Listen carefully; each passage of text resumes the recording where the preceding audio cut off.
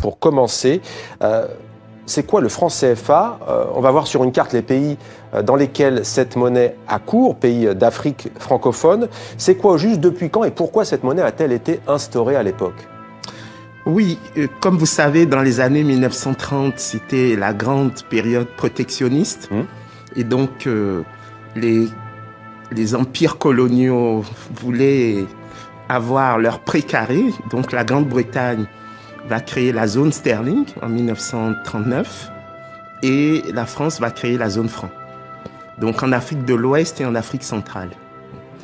Ce qui est intéressant, c'est que à partir des indépendances, les chefs d'État africains vont s'approprier cette monnaie qui avait finalement une explication de type colonial, c'est-à-dire contribuer à fournir la métropole en matières premières en provenance des colonies.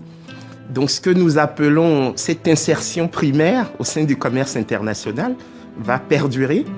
Et aujourd'hui, plus de 55 ans après les indépendances, on se retrouve avec cette monnaie qu'on appelle aujourd'hui en Afrique de l'Ouest la monnaie de la communauté financière africaine, mais qui, au fond, n'est que la monnaie des colonies françaises d'Afrique. CFA pour coopération financière en Afrique. Au départ, ça s'appelait le franc des colonies françaises d'Afrique. Beaucoup ignorent d'ailleurs que le franc CFA aujourd'hui est imprimé en France. Il est indexé à l'euro. Et ce n'est pas tout. Il y a une forte contrainte pour les réserves des banques centrales des pays concernés. Quelle est-elle au juste? Oui, lorsque vous émettez un franc CFA, vous devez avoir dans les réserves détenues auprès du Trésor à Paris 0,20 francs CFA sous forme de devise. Donc c'est ce que nous appelons le taux de couverture de l'émission monétaire. Donc il est de 20%. Et ce qui est surprenant, c'est que nous détenons à l'heure actuelle à peu près 80% de couverture de l'émission monétaire. C'est-à-dire que nous allons beaucoup plus loin que ce que l'assureur, en l'occurrence le Trésor français, nous demande. Une partie de votre livre a pour titre « De quoi la monnaie est-elle le nom ?» Il est question du rapport entre monnaie et souveraineté. Et au fond, quand on lit votre livre, on s'aperçoit que la monnaie, c'est bien plus qu'un instrument d'échange économique. Ah oui, parce que le pouvoir de battre monnaie, c'est un pouvoir régalien. Il n'y a pas d'État sans capacité de battre monnaie. Et donc, ce qui se passe avec le franc CFA, c'est au fond la traduction concrète de ce que nous appelons dans l'ouvrage une servitude volontaire. Des États indépendants qui se sentent obligés de passer par un ministère d'un pays étranger, en l'occurrence le ministère français des Finances, pour garantir l'émission de leur monnaie et qui vont même plus loin pour battre monnaie, puisque, comme vous l'avez dit, il n'y a aucune usine de fabrication du franc CFA en Afrique. Et donc, c'est dans le sud de la France, à Bordeaux et à Clermont-Ferrand, qu'on fabrique le franc CFA. Et je vais plus loin parce que le franc français n'existe plus. L'euro l'a remplacé. Mais nous gardons le franc, l'intitulé franc. C'est pour ça que je parle vraiment de servitude volontaire. En quoi, selon vous, qui êtes économiste, cette monnaie est-elle injuste pour les pays et les peuples des pays en question? Et en quoi est-ce que c'est un frein à l'émergence et au développement économique? Oui, le terme injuste ne me paraît pas approprié. C'est peut-être le terme d'inefficace. À 4 niveaux, rapidement, les échanges intracommunautaires, donc entre États de la zone franc, sont très faibles, 15%. Dans la zone euro, c'est 60%.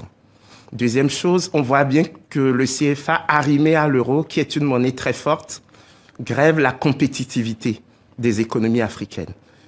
Ce qui fait que nos exportations sont très faibles et nous avons de fortes incitations à importer. Il suffit de voir nos balances commerciales qui sont déficitaires.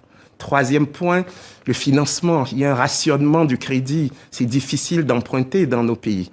Et les taux d'intérêt sont à 2 chiffres, 10%, 11%. Moi, j'emprunte à 1% en France. Mais au Togo, j'emprunte à 12, 13%. Ce n'est pas possible. Et en fait, l'absence d'objectifs de croissance dans les missions de nos banques centrales ce que j'appelle, ont finalement une obsession de la victoire finale sur l'inflation. Pour les téléspectatrices et téléspectateurs qui nous regardent depuis ces pays où il y a le franc CFA, quelles sont les conséquences en termes d'emploi? On sait qu'il y a des questions de chômage, notamment dans ces pays-là. Quelles conséquences concrètes, au fond, aujourd'hui? C'est-à-dire que le franc CFA profite à l'élite franco-africaine, les grands groupes français qui sont installés en Afrique, parce qu'ils peuvent faire des bénéfices, les rapatrier sans problème. Quand vous prenez un pays comme la Guinée équatoriale, la moitié de la richesse produite chaque année ressort pour payer le capital qui n'est pas la propriété des Équato-Guinéens. Et puis, cette élite africaine qui peut s'offrir des appartements à Paris, parce que le CFA, c'est la garantie de convertibilité avec l'euro, et puis c'est la liberté de circulation des capitaux. Et donc, les populations africaines qui sont rurales, à 70%, ne bénéficient pas de cette monnaie. Quand vous sortez de nos capitales africaines, vous avez l'impression d'être dans des économies sans monnaie. Vous avez l'impression qu'il n'y a que du troc. Vous ne trouvez pas d'argent. Vous aviez vivement critiqué ce franc CFA quand vous étiez ministre togolais en charge de la prospective et de l'évaluation des politiques publiques. Ça n'avait pas franchement été apprécié, même si ce n'est pas pour ça que vous avez quitté vos fonctions à l'époque. Outre vous, il y a un certain Idriss Déby, le président de la République du Tchad, qui avait critiqué cette monnaie au printemps dernier. Quelle est la position des pays concernés, des gouvernements des pays dont on parle? Pour moi, la question cruciale, c'est celle de la légitimité des dirigeants. C'est-à-dire que vous ne pouvez avoir de capacité de négociation que si vous êtes légitime. Et donc, c'est pour ça que la question du CFA est une question centrale. Parce que derrière elle, il y a la question de la légalité, mais surtout la question de la légitimité, c'est-à-dire la capacité des dirigeants à être des porte-parole des populations. Et je crois que malheureusement, nous n'avons pas encore réglé cette question de la légitimité, et ça explique la persistance d'avatars de la colonisation comme le franc CFA. Et comme disait Marcel Mauss, la monnaie est un fait social total. Ce n'est pas qu'un fait économique, mais c'est aussi un fait anthropologique, un fait sociologique, un fait politique et un fait historique. Ouais. Alors j'évoquais Idriss Déby, quand il avait critiqué cette monnaie, nous avions sollicité Michel Sapin, c'était au mois d'avril dernier, le ministre français des Finances, qui n'avait pas souhaité s'exprimer. Ce que l'on sait en revanche, dites-moi si je me trompe, c'est que les autorités françaises répètent souvent que le fait d'être indexé à l'euro assure à ces pays une stabilité monétaire. Vous qui êtes économiste, que vaut l'argument? Oui, il ne faut pas que la stabilité monétaire qui se traduit par des taux d'intérêt à 2 chiffres pour des gens qui empruntent, se traduit par une instabilité de l'ensemble du système. Ouais. Et c'est pour ça que la question, c'est de savoir à qui profite cette fameuse stabilité monétaire. Ouais. Parce que ce que moi je vois en Afrique, c'est des centaines de millions de gens qui n'arrivent pas à boucler leur fin de mois, qui n'arrivent pas à emprunter pour faire des activités. Ouais. Les 600 millions de jeunes que nous attendons pour les 40 prochaines années, il va falloir qu'ils trouvent de l'emploi, il va falloir qu'ils puissent investir, il va falloir qu'ils puissent accéder au crédit. Donc, je crois que les tenants de l'immobilisme sont des gens d'un autre temps. Ouais, mais pardonnez-moi, est-ce que on a le sentiment que c'est un tabou, cette question du franc CFA? Vous vous exprimez ce soir en votre propre nom, non pas au nom de l'Organisation internationale de la francophonie, mais tout de même, est-ce que vous en parlez avec la numéro 1, Michaël Jean? Est-ce que c'est évoqué? Mais les valeurs qui sont les valeurs de la francophonie nous conduisent naturellement à poser la question du caractère inclusif ou non des politiques publiques qui sont menées au sein de l'espace francophone. Et la monnaie fait partie de cette réflexion, parce que la politique monétaire, comme la politique agricole ou la politique budgétaire, ce sont des politiques publiques. Et il faut qu'elles soient inclusives si nous voulons assumer l'émergence du continent africain. On peut lire notamment dans ce livre que c'est tout un système de répression politique qui opère. Comment ça se passe? Expliquez-nous.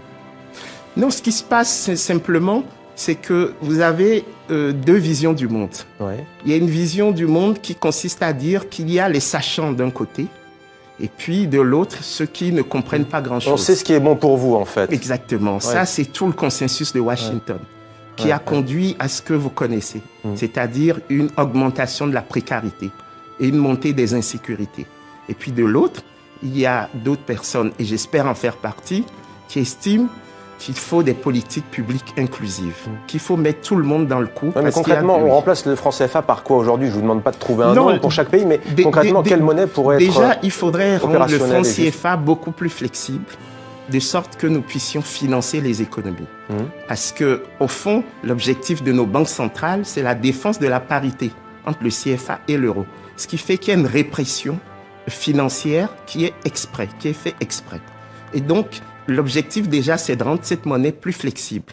De l'autre côté, avoir une solidarité budgétaire plus affirmée.